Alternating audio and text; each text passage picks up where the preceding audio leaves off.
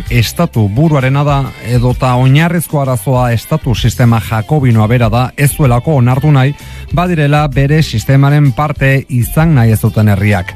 Ez dezagun eta pentsatu egoera orain ezberdina izango litzatekela François Hollande, Nicolas Sarkozy edota Jacques Chiracekin gobernuan.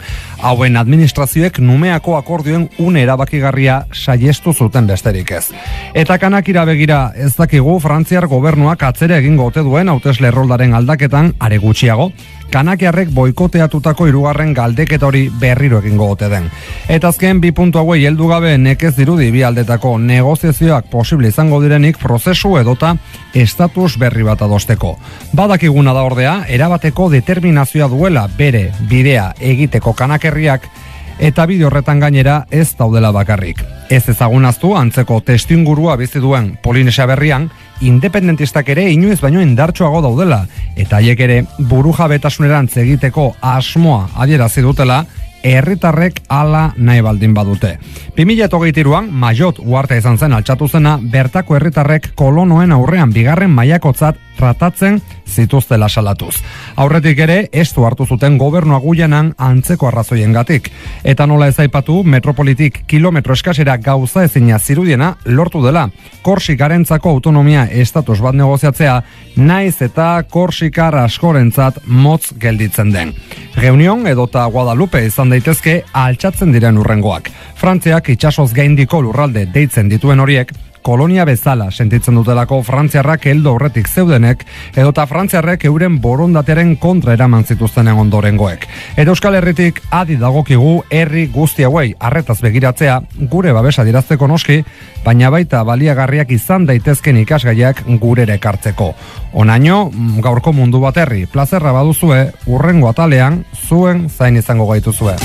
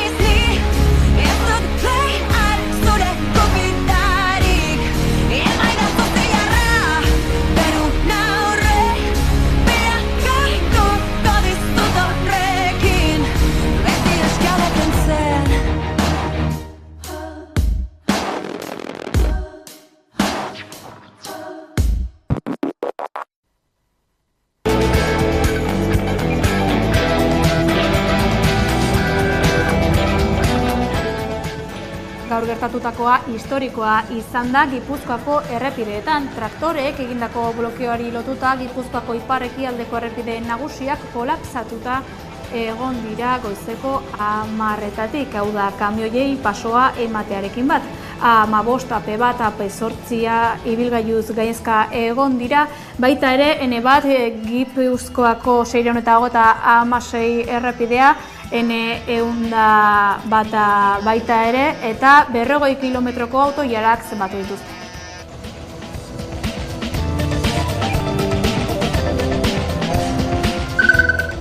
Kanboko emakume bati taldean sexu erasoa egitea egotzita atxilotutako 3 gizonei bihar arte luzatu diete atxiloaldia. Akizeko polizia etxean dituzte igandetik. Emakumeak salatu zuenez, 3 gizonek gela batean giltzapetu zuten eta arma baten mehatxupean eraso egin zioten. Ipar Euskal Herriko Itaia talde feministak elkarretaratzea deitu du gaur arratsaldeko 7:00. Kanboko herriko etxearen aurrean biltzeko deia egin dute talde feministatik.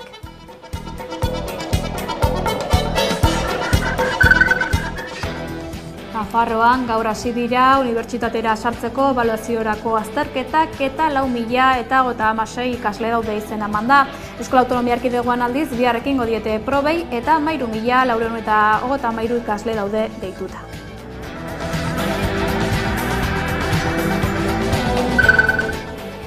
Elisa Rueda poeta, aktore, irakasle eta poetak maiatzean nazioarteko jaialdiaren antolatzaileak izango da Gasteizko Andre Maria Zuriaren jaietako pregolaria. Gasteizko udalak gaur iragarri duenez. Abuztuaren 2an irakurriko du pregoia arratsaldeko 9:30 Plaza Berrian.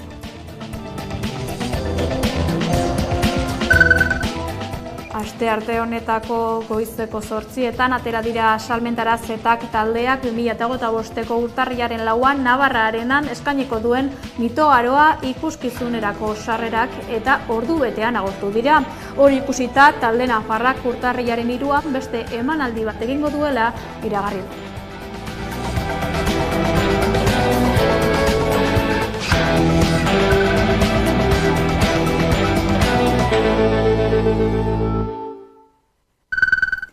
Ongi etorri guztioi, laborarien protestaren amaierak kolapsatu egin du Gipuzkoako trafikoa.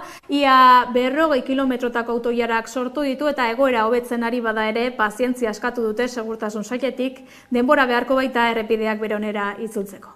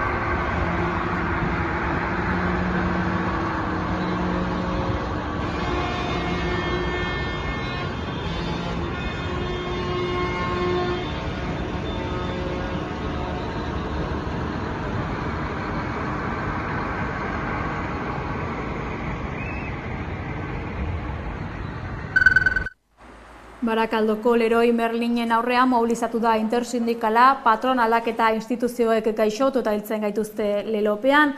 Aurten Euskal Herrian beren lanpostuetan dagoeneko 27 behargin hil direla gogorarazi dute eta azpimarratu prebentzio neurriekin eta legea betez halako gertakari gehienak saihestu egin daitezkeela.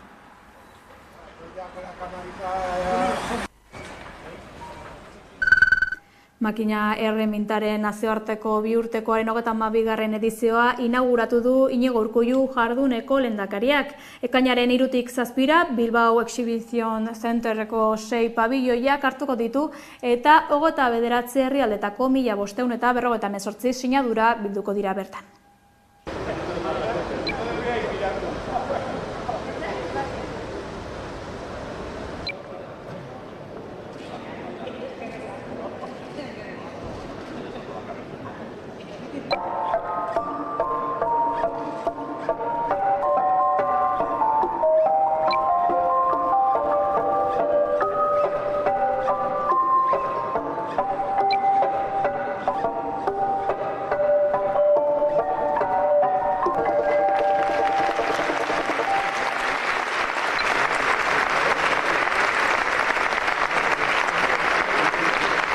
Makina erramintak inbertsioa, berrikuntza, formakuntza eta nazioartekotzea uztartzen ditu.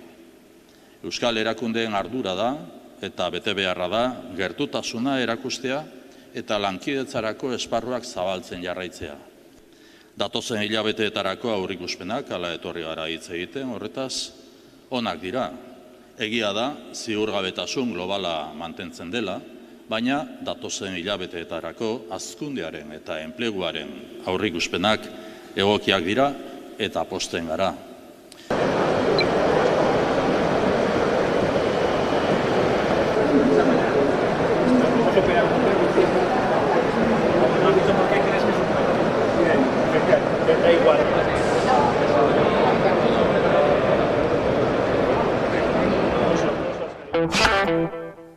Politika gaietan sortuk Lawfare estrategia batekin lotu du ongietorrien auzia. Aier Telarrarte abokatuak eta Oiana San Vicente eta Aimar Altuna auzipetu eta sorturen zuzendaritzako kideek hartu dute hitza astearte honetan Donostian egindako agerraldian. Adierazi dute zentzugabea dela gaur auzia hau irekita izatea. Hala, ongietorriak iraganeko kontua direla nabarmendu dute eta jada gaindituta dagoen eszenatokia dela hura. Ez dago deliturik. Eta ez dago deliturik hasteko bai Entzutegi Nazionalak, baita Auzitegi Gorenak eta baita Estrasburgoko Giza Eskubideen Europara auzitegiak epai ezberdinen bitartez ezarri dituzten mugen artean dihardun dutelako 6 ikertuak. Areta gehiago, jurisprudentziak delitu hauek ezabatzera bideratzen ditu tribunalak. Ez dago deliturik, horrelako delituak egon daitezen biolentzia adierazpenak egon behar dutelako eta ez dagoelako. Ez zuzenekoak, ez da ez zuzenezkoak ere. Eta ez dago deliturik, eta deliturik ez dagoelako, kausa orokor bat irekina izan dute, delitu hau nolabait moldatuz eta biktimen humilazioa kontzeptu juridiko bihurtu nahian. Kasu honetan, adierazpen askatasunaz ari gera, eta alderdi politiko baten enegarren kriminalizazio aleginaz, eta kartzelak hustu ordez berriz betetzeko asmoaz. Osakidetzak udako plana aurkeztu die sindikatuei sektoreko mailan eta urtero bezala iragarri die mota bereko bateko edo besteko murrizketak egingo dituela lehen mailako arretako zentroetan. Oraingoz, udan zehar Osakidetzak 77 anbulatoriotan ordutegia murriztuko du, 44 osasun zentro egun puntualetan itxiko dituzte eta beste 10 itxita egongo dira.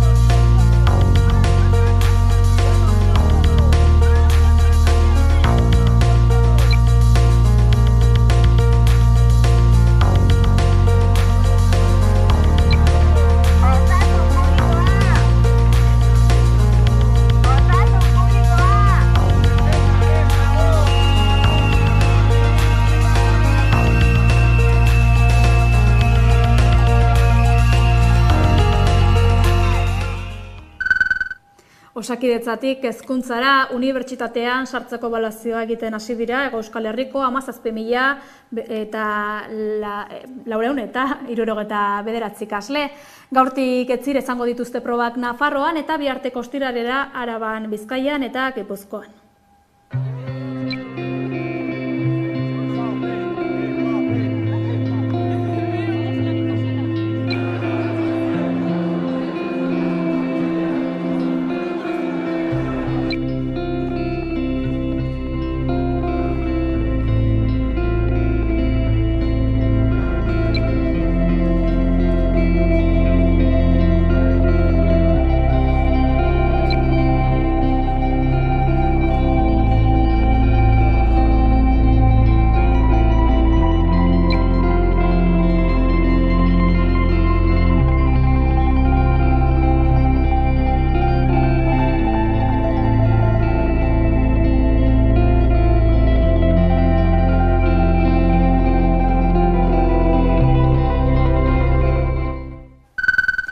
Pintaketa LGTBI-foboak egin dituzte asteburuan atarratzeko Prefosta elkartearen atarian, elkarretaratze jendetsu eta ikusgarria egin zuten atzo erasoa salatzeko.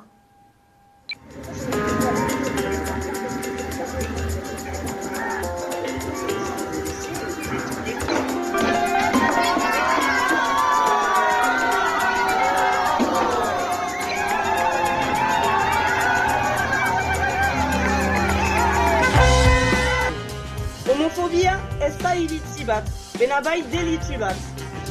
Ez Prefostan, ez Euskal Herrian, ez eta beste ihune ez dugu holako ekasoik unartuko eta hartako salhaketa bat pausatuko dugu jendarmeian.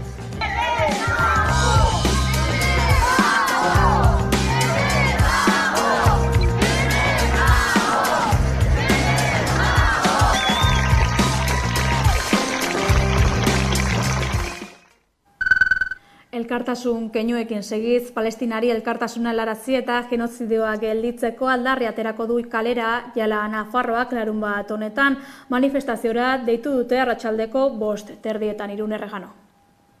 Gernika Palestina herriekimenak eta Jala Nafarroa plataformak ekainaren 8an Europar Batasuneko hauteskunden bezperan arratsaldeko 5:30 Bilbon udaletxetik Guggenheimera eta Iruñan Golen Zinebetatik Antoñutira mobilizatzera dei egin dute. Ekainaren 9an Europar Parlamenturako hauteskundeak direnean Europa Palestinaren genozidioan konplize dela salatu nahi izan dute. Euskal jendarteari eragile guztiei eta gizarte sektore guztiei dei egin diete mobilizazioan batu daitezen, Palestinaren genozidioa behingoz amaitzeko. Gernika Palestina herriekimenak eta Jala Nafarroa plataformak ekainaren 8an Europar Batasuneko hauteskunden bezperan 5:30 Bilbon udaletxetik Guggenheimera eta Iruñan Golen Zinebetatik Antoñutiraino mobilizatzera dei egin dute. Ekainaren 9an Europar Parlamenturako hauteskundeak direnean Europa Palestinaren genozidioan konplize dela salatu nahi izan dute.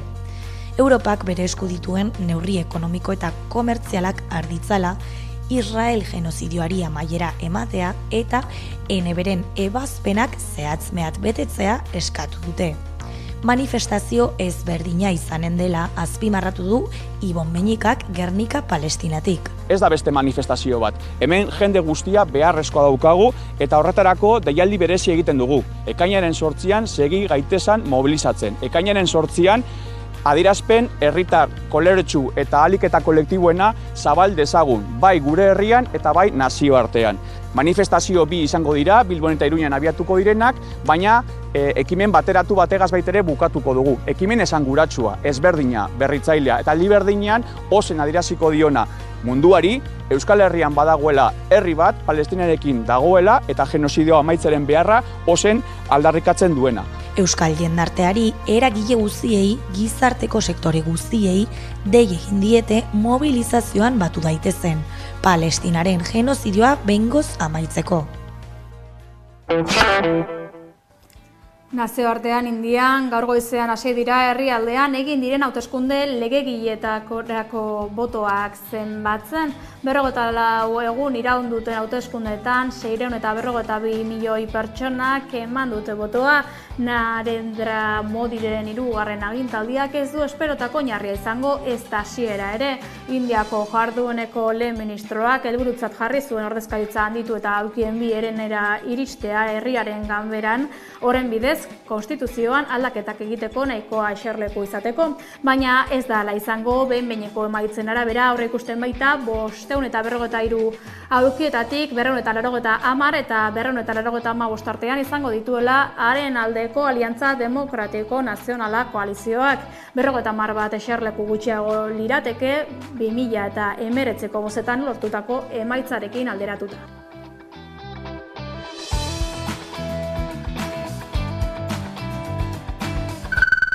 Nazioartean segiz, ze berri dugu Uruguayen, Beros Atruztegi. Uruguaiko gobernuak indusketa gehiago eginen ditu diktaduran desagertutakoen aztarnen bila, halaxe jakinarazi du Uruguaiko giza eskubideen erakunde nazionalak. Duela urtebete hasi zen dena, gorpuzki batzuk topatu zituzten 14. bataioia deiturikoan, eta berriki identifikatu dituzte. Amelia Sanjurjorenak dira. Paus honek memoria, egia eta justizia ekarri ditu lehen lerrora, amen eta senideen elkarteak aldarrikatu duenez. 14. Batailoian aurkituriko 3. biktima da. Hurrengo pausua diote armadako material eta armamentu zerbitzuan bilatzea da. 300 Carlos eta Infierno Grande deituriko atxilotze zentro klandestinoek funtzionatu zuten lekuan, alegia. Jan Jarabek, Hego Amerikako Nazio Batuen erakundeko buruak, Sanjurjoren agerpenarekin Uruguaiko estatuari dei egin dio eta trantsizioaren justiziaren alde agertu da. Bestela, esan da, Uruguaiko gobernua animatu du bilaketan eta identifikazioan jarrai dezan. Jaraben hitzetan desagerpenak ez dira iraganeko kontua eta gizateriaren aurkako etengabeko krimena direla gogorarazi du. Gizarte osoarengan aztarna ezabaezinak uzten dituena.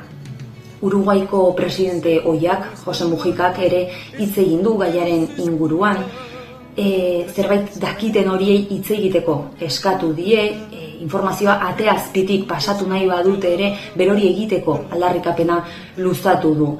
Eska daitekeen gutxienekoa bere hitzetan. Erlojua aurrerantz doala dio, dakitenak badoazela, gutxika eta noski gertatutakoa argitzea zailtzen du. Kiroletan, Garazimurua Atletikeko jokalariak futbola utziko duela azaldu astearte honetan 10 denboraldiz maila gorenean 178 neurketa jokatuta. Kalean, eskolan, herriko taldean. Garai batean neska eta emakumeentzat pentsaezina zen horrekin egiten nuen amets bizi-bizi. Gure aitzindariek zabaldu zizkiguten ateak, oztopoak gorabera. Segituan ikasi nuen gure errealitatea oso bestelakoa izango zela, baina etxeko taldean lehen mailan jokatzea posible nuela sinetsia nuen, beste batzuek erakutsi zidatelako bidea. Nire ametsik ederrenetan ere ez nuen imaginatuko bizi izan dudana. 14 urtez Atletiken, 10 denboraldi lehen mailan, txapeldunen liga jokatzea, liga titulo bat irabaztea. Hemen hasi eta ezin naiz. Garaipenak ospatu ditugu eta une gogorretan negar egin dugu. Zorioneko ani, ibilbide hontan zehar izan ditudan bidelagun paregabeengatik. Egiari zor, badu xarma berezi bat gizarte aldaketa sakon baten parte izateak. Emakumeen eta berdintasunaren aldeko borroka zelaitik kanpo bultzatzeak. Bai guk, bai ondorengo belaunaldiek kirol parekideago batez gozatzeko. Aitortza berezia merezi dute zentzu honetan gure zaleek. Beraien babesik gabe, emakumezkoen kirolaren bilakaera ez baitzen posible izango. Nire futbol ibilbide profesionala hemen bukatzen da. Beste emakume gaztek hementsuek hartuaz nire lekukoa. Sinistu ametsetan, izan goberna ezin. Botak ez dira eskegitzen, oinordetu egiten dira.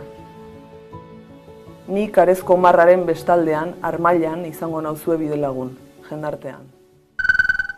Araban, Gaztetzko mendiak probaren 16. edizioa ekainaren 15ean izango da. Ekainaren 15ean izango da Gasteizko mendiak probaren 14. edizioa. 1000 korrikalari elkartuko ditu lasterketak. Gasteizko hegoaldeko gailur esanguratsuenetakoetan barrena. 72 kilometroko ibilbidea osatu beharko dute, gehienez 14 ordutan.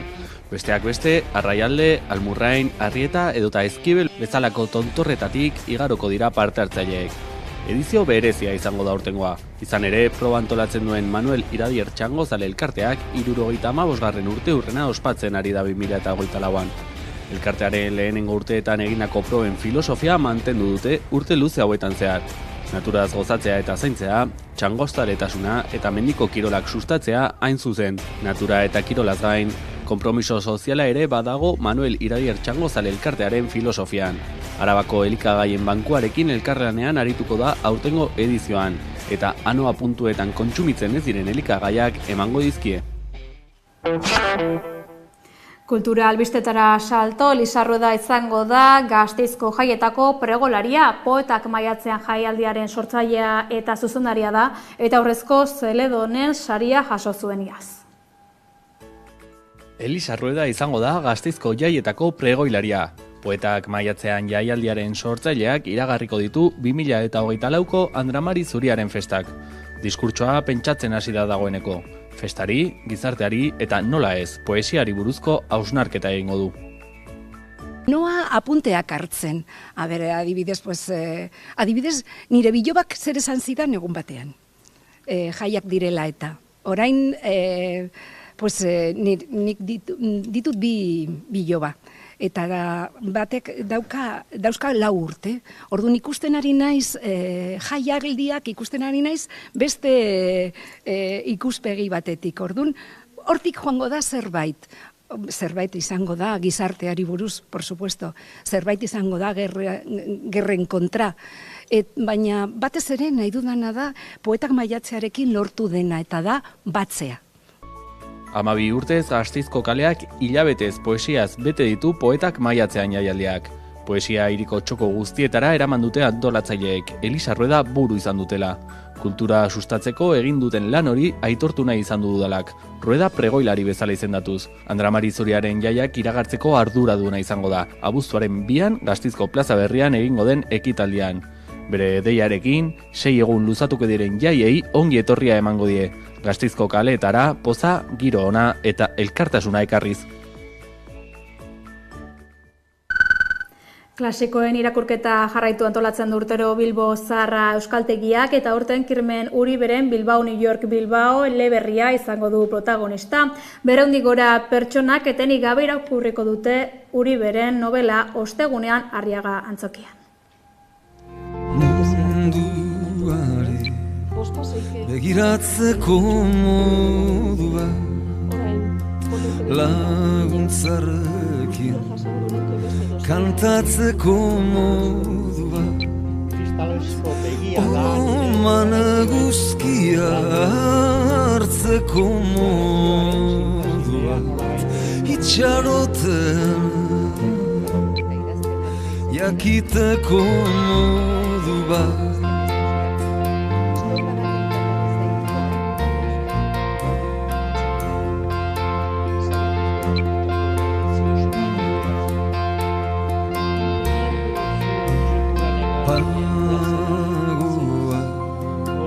ukitzeko modua azala irakurtzeko modua egoa iztea usaitzeko modua hautuan negar egiteko. Iruñean, Peña Anaitasunak erakusketa bat inauguratu du gaur, 75 urte bete dituela eta Irune Errejano. Nafarroko Parlamentuak Anaitasuna Peñaren 75. urteurrena erakusketa inauguratu du gaur. Unai Ugalde Nafarroko Parlamentuko lehendakariak, Carmelo Butini Anaitasuna Peñako lehendakariak eta Eider Bueno lehendakariordeak parte hartu dute prentsaurrekoan. Unai Ugalde Nafarroko Parlamentuko lehendakariak Anaitasuna Peñaren 75. urteko erakusketa inauguratu du gaur goizean.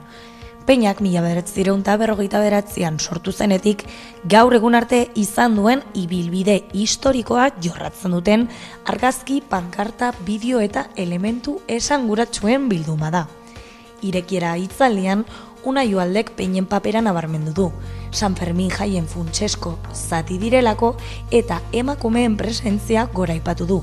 Egun behar bezala modernizatzeko emakumeak ere edukitzera iraganda eta barne zein kanpo ekintzetan berdintasunaren alde agertzen da. Une honetan Peñak bere burua feminista gisa definitzen baitu estatutuen bidez. Jarraian Carmelo Butinik eta Eider Buenok Anaitasuna Peñako lehendakari eta lehendakariordeak urrenez-urren eskerrak eman dizkiote legebiltzarrari 75 urteko historia, argazki, bideo eta oroitzapenen bidez jasotzeagatik. 30 egun geldituz, oso erraza da guretzat San Ferminek zer suposatzen duten esatea, urduritasuna haizean nabaritzen baita. Bereziki, peñakideak garenontzat. Guretzat, peña, lagunak, familia, festa, lana, kultura, festa gehiago, zoriontasuna eta batez ere etxea da. Anaitasuna Kirol eta Kirol elkarteko presidenteak, Mertxe Lopezek anaitasunaren hasierak azaldu ditu. Herkules eta Klub Akademia Moskera futbol taldeen batasunetik sortu zena. Amaitzeko Carmelo Butinik eta Aider Buenok opari bat, ala nola anaitasuna peñako zapi bat, eman diote Legebiltzarreko lehendakari Unai Ugaldeari, osoko bilkuren aretoaren kopia bati dagokiona. Inaugurazio ekitaldiaren ondoren, Legebiltzarkideek bisita gidatua egin dute Juan Bueno erakusketaren komisarioaren eskutik. Erakusketa ekainaren 15 arte egonen da zabalik Ganberaren egoitzako atrioan. Kuskuxean izenarekin sortutako programak bertatik bertara sortu diren talde eta bakarlarien espazioa ematea bilatzen du. Aurtengo edizioan inoiz baino proposamen gehiago bildu dituzte Iruñeko udalak eta Nafarroako musika batzordeak sustatzen duten Kuskuxean ekimenean 75 izan dira denera. Kuskuxean izeneko musika ziklo berri baten programazioa aurkeztu dute gaur Navarra Music Commission musikabulegoak eta Iruñeko udalak antolatuta guztira 6 talde aurkeztu dituzte, 3 bakoitzak talde lokalak izanen dira eta euskaraz abesten eta jotzen dutenak, eta prentsaurrekoan Fernando Garaioa musikaren bulegoko koordinatzailea eta Inigo Gomez Egiluz kultura jai eta kirol arloko zuzendaria izan dira. Navarra Music Commissionek eta Iruñeko udalak baluarten aurkeztu dute Kuskuxean.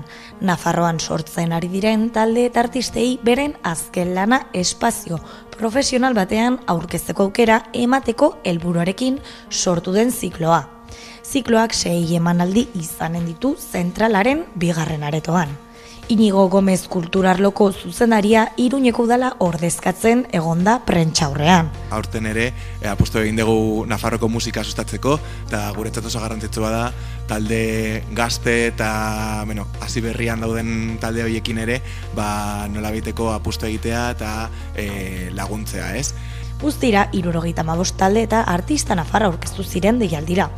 Navarra Music Commissionek eta Iruñeko udalak osatutako epaimai batek 6 parte hartzaileak aukeratu zituen, eta horietatik 3 Iruñekoak eta 3 Nafarroakoak.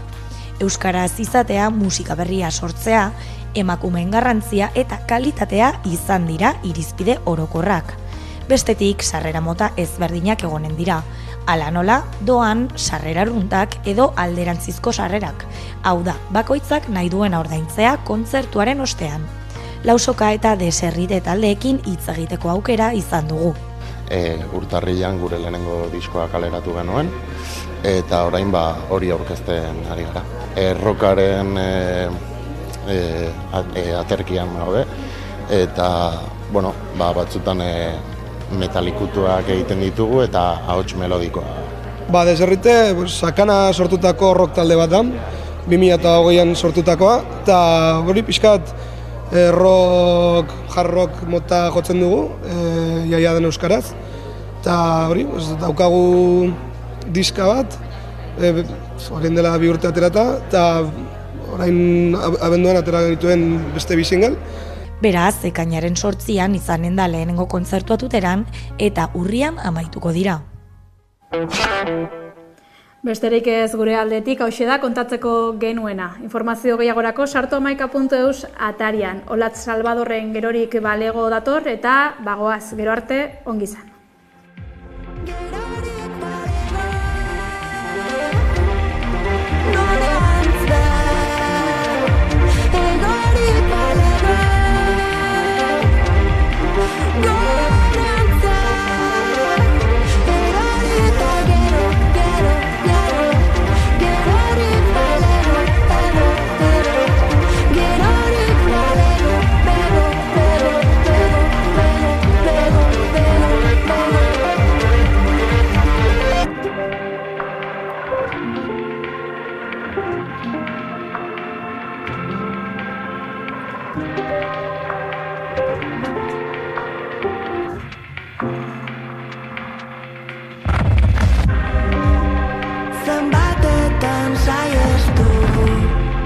Bozkatu Espainia egitean lehen aldiz.